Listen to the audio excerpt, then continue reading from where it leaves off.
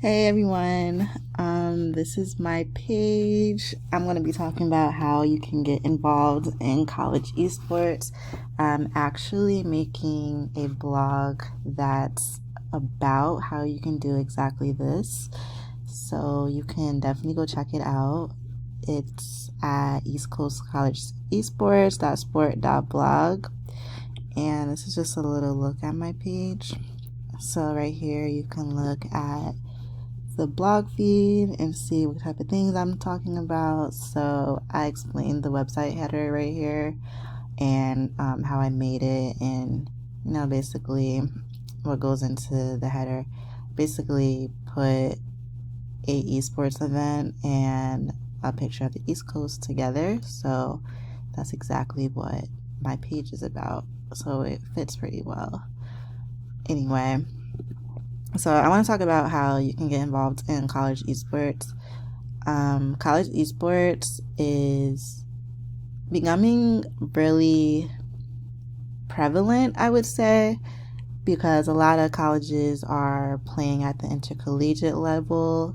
So they're playing against each other in games like League of Legends, Dota, Super Smash Brothers, Rainbow Six Siege, Call of Duty. So I want to show how you can look up a certain college that you may be interested in, or maybe a college that you go to, and see if they have an esports scene. So that would be first things first.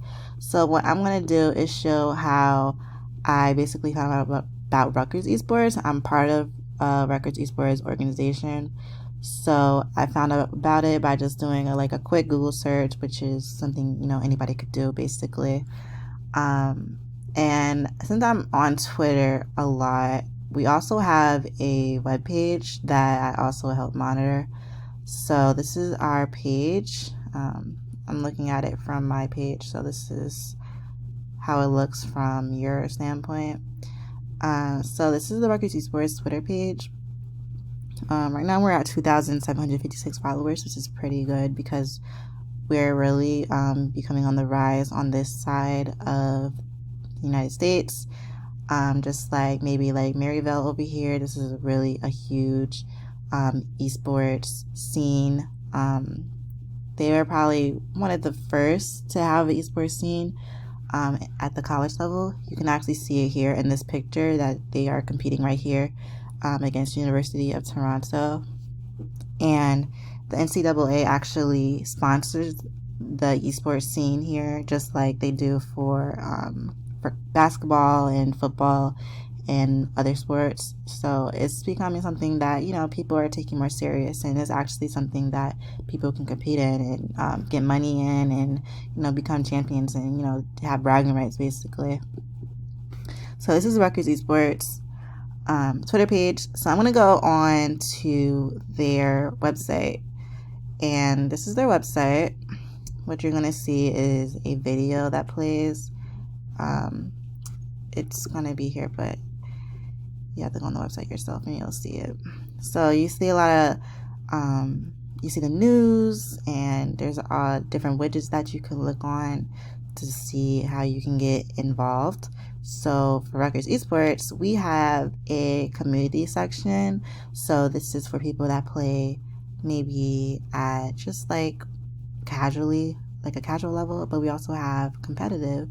So if you think you're really that good, you can join the competitive team and go against these other teams like I just explained, maybe like Maryville or other colleges.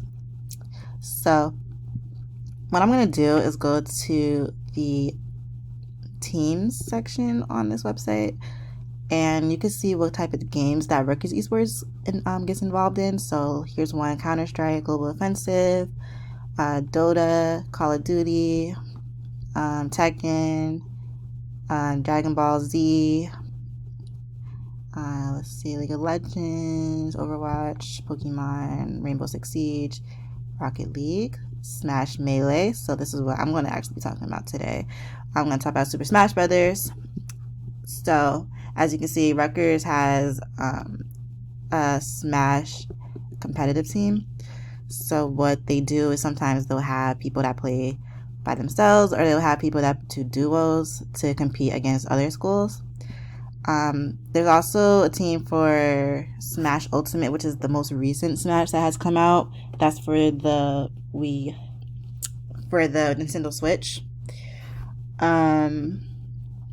So yeah, let's get into it.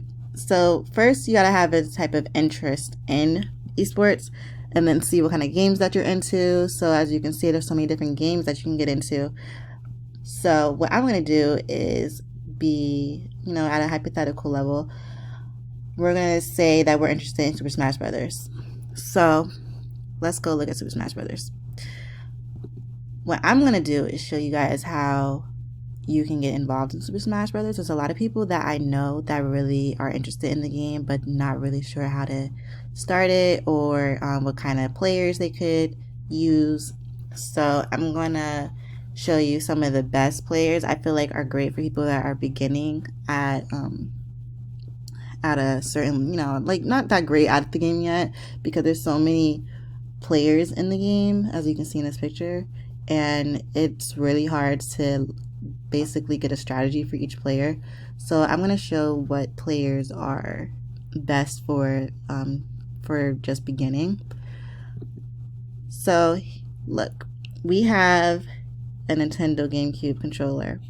Nintendo GameCube came out in 2001, but this controller is timeless because you can use the GameCube controller in every single Smash that comes out, except for the one that came out for Nintendo 64, because obviously Nintendo 64 came out before GameCube. But you can use this controller for Super Smash Bros. Melee, Super Smash Bros. Brawl, Super Smash Bros. Ultimate, and Super Smash Bros. For Wii U. So I personally always like the controller because I've played every single Super Smash Brothers, and I think this is the best controller for people that are just beginning to play the game because it's just so easy to use. So let me just go over it real quick. This is the stick that you use to move. So this is how you run, go back and forth basically.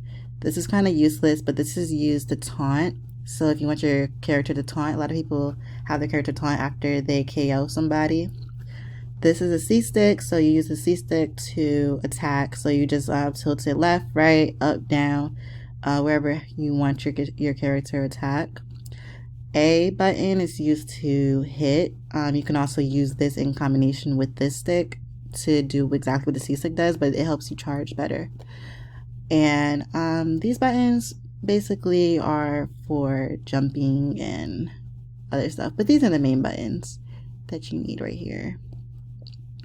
And then you also have the grab button, which is the Z button up here, and L and R are the left and right stick. So you use that to shield. And if you want to sidestep, you use this control stick along with the L or R to sidestep and shield your character. So this is like a brief overview. It's probably better to use it by yourself and see what works best for you. So that's just the GameCube controller, and I think that's the best controller. So first we have Kirby. This is my favorite character. I've been using him since Super Smash Bros. Melee on the GameCube, and he's one of the OG characters because he was also in Nintendo 64. So Kirby, he's very lightweight. He moves really fast, and he doesn't hit that hard.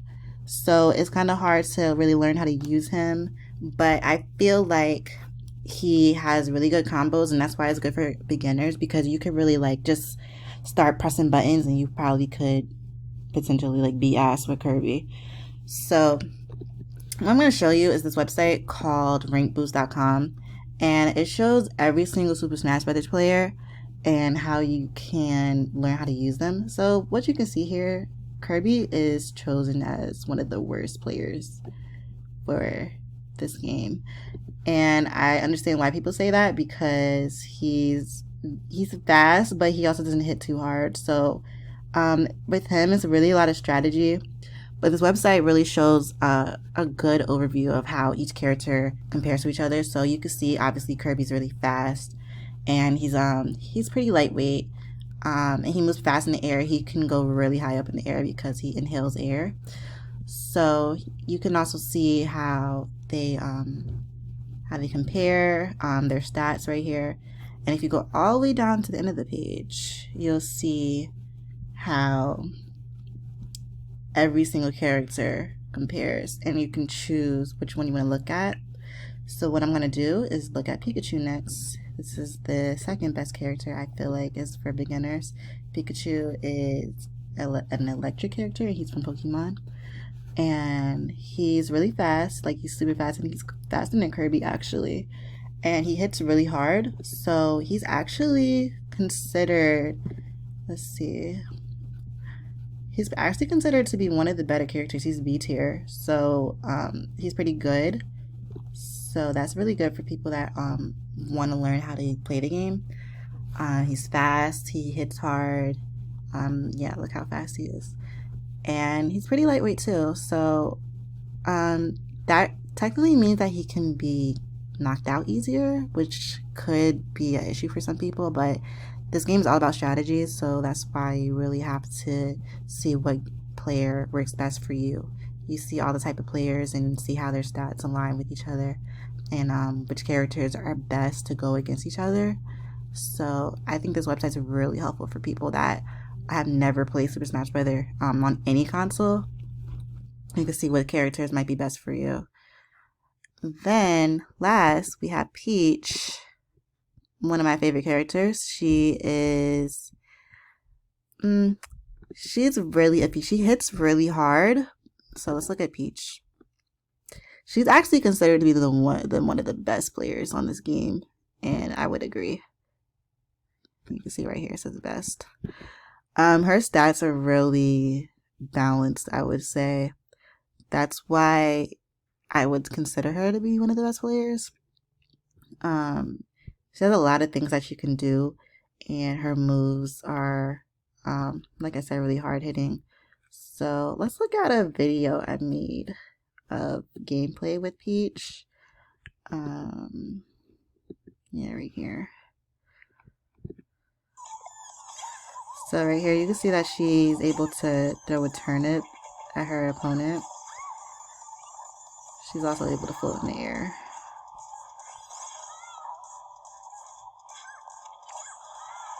And that golf club really sends the opponent too.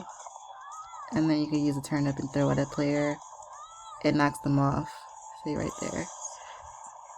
That was a taunt right there. She said sweet.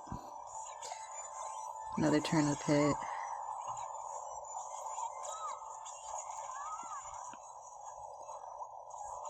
Honestly, I could have did better, but I was just trying to get the gist. That was one of her hard-hitting moves. You could tell by the sound it makes. Another hard-hitting move. That turnip hits really hard at like 20 damage.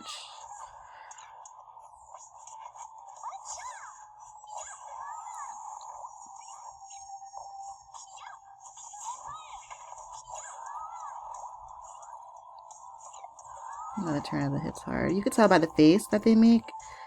So if it's like a more of an angry face, you can tell it's going to hit harder. And that's it. So basically that's the top players for you. I only wanted to show Peach because I feel like she's one of the more versatile players, and like the website showed, she's one of the best players in the game. It actually takes more strategy to learn how to use her, but I feel like just as a beginner, if you really like learn how to use her, you'll have a player that's really good and is able to balance all these type of different capabilities. So I hope you guys found some use in this. Just looking at what kind of game that you're into, you can go on to any esports page and see what kind of games they competitively play or maybe casually play, and learn how to basically use the characters in each game. And like in Rainbow, then Call of Duty, there's different strategies for guns or stuff like that. So in Smash, you have different players and there's different strategies. So I hope you guys found this useful, and remember to like and subscribe to my page, and I hope I'll see you again. Thank you.